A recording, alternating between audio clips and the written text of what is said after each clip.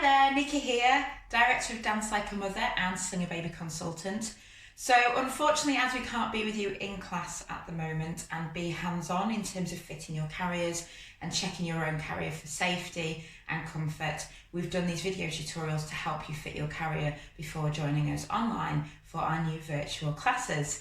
So the carriers that I am going to show you today with this video are listed above, but it's really any carrier that you can do a cross strap with, and it's the same principle for all of them. So we're going to go through some safety, baby's positioning and comfort for you and baby.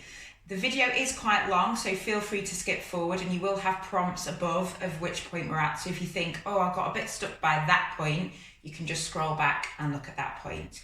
So the first thing that I want to let you know is when you're fitting your carrier, just try and stay as relaxed as possible. I'm aware at the moment we're all probably feeling a bit anxious and we've been inside for a while, but really try and breathe, stay nice and calm, have a wander around with baby on your front, especially those babies that are used to outward facing, as we don't use outward facing for our classes.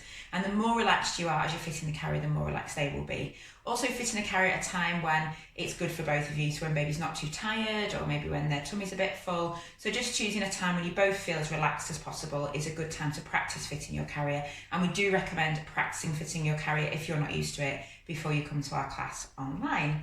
So I'm going to pick up my baby.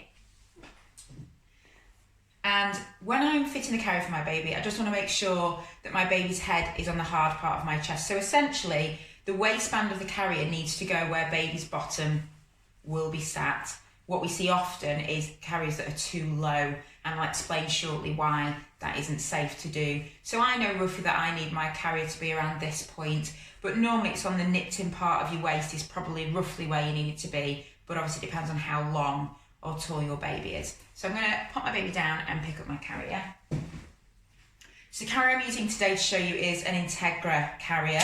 It's one of the ones we use most regularly because it tends to fit most body shapes and most babies, but obviously we do highly recommend trying different carriers where possible. So I'm going to fit this round like a bib, like a pinny, bib? Not like a bib, like a pinny. So the label's facing away, so the pattern is facing towards me, and I'm going to clip it in at the back and tighten it. It's really good to get in the practice as well of checking your carrier to make sure all the buckles and things aren't damaged. What can happen is it can get shut in car doors or stood on. So get in the habit of checking your carrier before you put it on every time, just to make sure that the seams are okay and everything's all right. So it's quite snug around my waist. I can sort of get my finger in there. The buckle is towards the centre of my back, I'll just show you there. So the weight's evenly distributed, it's not too wonky.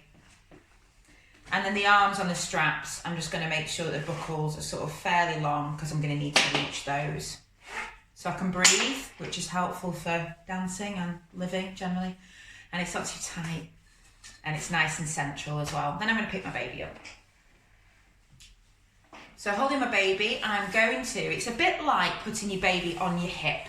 So when you lift their knees higher than their bottom and you hold them like this, it's exactly the same position but nice and central. So the bottom's nice and central. It does help to have a mirror sometimes to practice this.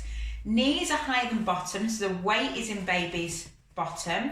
Back's nice and straight and hands tucked up. They will probably move the hands. This isn't a real baby, so nice and straight. So knees higher than bum, back nice and straight, held against you, head on my hard part of my chest and hands up. And then I'm going to hold my baby with one hand, and the other hand I'm going to just guide the carrier up the back of baby's back and just get baby into a nice seated position. And at this point I'm just checking that it's knee to knee, and I'll go into more of that at a later date, but essentially you don't want baby too wonky at this stage because then it's much harder to get them central afterwards. So the edge of the carrier here is on the pit of baby's knee on both sides, so I know baby's sat straight, and I'm just going to put the straps on my shoulders like this. And as you can see there, just hanging down the back. I'm just going to turn around and show you now. So I'm going to reach across to the opposite side, and I'm pulling it down low here, and using this arm to hold baby. You can see I've got my hand free. This is a tricky bit. You're going to clip that in and tighten it. And you don't have to do it too tight to start with, just safe enough that you can use your hands. And then I'm going to do the other side, so baby's not going to go anywhere and I can use my hands. So I'm using this arm to hold baby in place as I clip that in, like this. So I've now got the carrier on, baby's not going anywhere, I can use my hands, and baby's breathing. So there are 2 safety checks. Can I be hands-free, even if it doesn't feel perfect yet? And can I see baby? So baby's head is above the edge of the carrier, so it should be around the nape of their neck here. They're not slumped under, and they're nice and high. And by glancing down, I can check that baby's okay, and I can see their airways are open. You can tilt the head to the side if possible, that's really helpful. So this is not quite tight enough, and what tends to happen as well is it tends to come up around people's neck. As you're dancing, that can happen anyway, but the way to stop that is you're going to hold it away from your neck on your shoulder. Oh, I've got a bit going here. And then this way I'm going to bring low. I hate to use the word back fat because you're all bloody gorgeous, but back fat, you want to go under your back fat or imaginary back fat if you're lucky enough not to have any, but you know, we've all got a bit, haven't we? So we're going to go under our back fat here, and we're chatting to baby all along, making sure they're okay.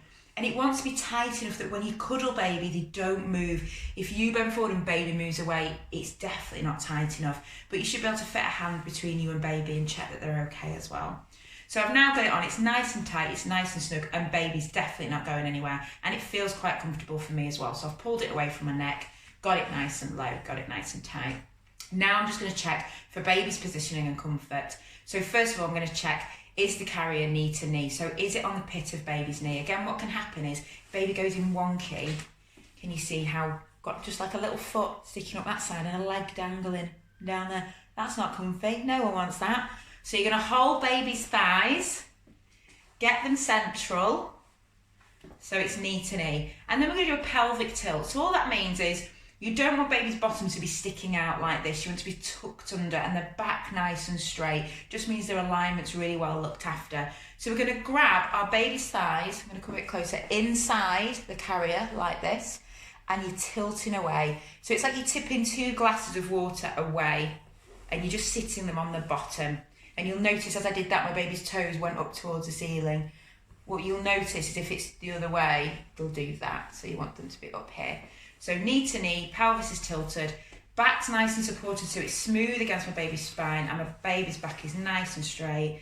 His hands are tucked under here so he can reach them if he needs to. If they are little, you can tuck them under their chin as well, which helps keep their chin off their chest. And it's on the nape of baby's neck, so that's really important. And we'll talk about all these things once we start class as well. But it's on the nape of baby's neck, so it's not over their head, it's not covering them up, and it's giving that support. If you've got a toddler and they want to stick their arms out, that's fine, as long as it doesn't go lower than armpit height, because if they lean backwards, they might come out. So just make sure it is supporting around the nape of their neck. And again, the more relaxed you are, the better. If you're quite new to fitting a carrier, a really good tip is to sway side from side. What a lot of people do is this.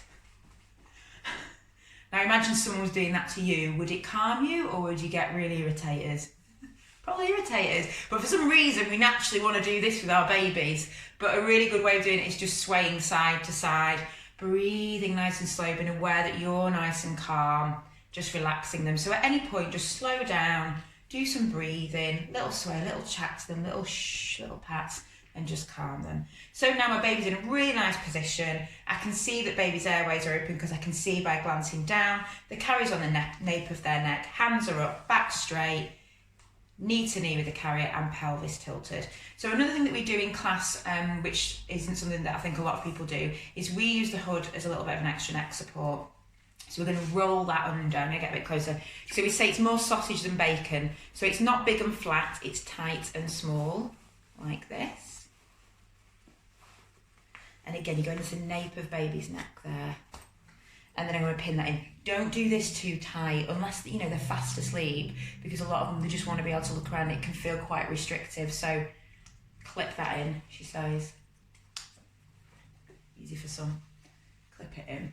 And then what's going to happen is, if baby falls asleep, which is very common in class, as much as you probably don't believe as if you've not been before, then just keep the head to the side, and then you can just tighten this if you want to. But now you can see that I'm nice and comfortable. It's not too tight. It's not pulling on my neck, and baby's nice and comfy. And then to take the carrier off, so I'll just show you that. Ta-da! Jazz hands. To take the carrier off, I'm going to hold baby. I'm going to unclip the right hand side with my right hand, keeping hold of baby. Take my arm across and unclip the left hand side with my left hand, keeping the waistband on the whole time so you've got hold of their gravity. and then you're just going to take that from under and take baby, and then unclip, and that's how to take it off. And that is how to fit a cross-strap carrier. I hope to see you soon. Bye.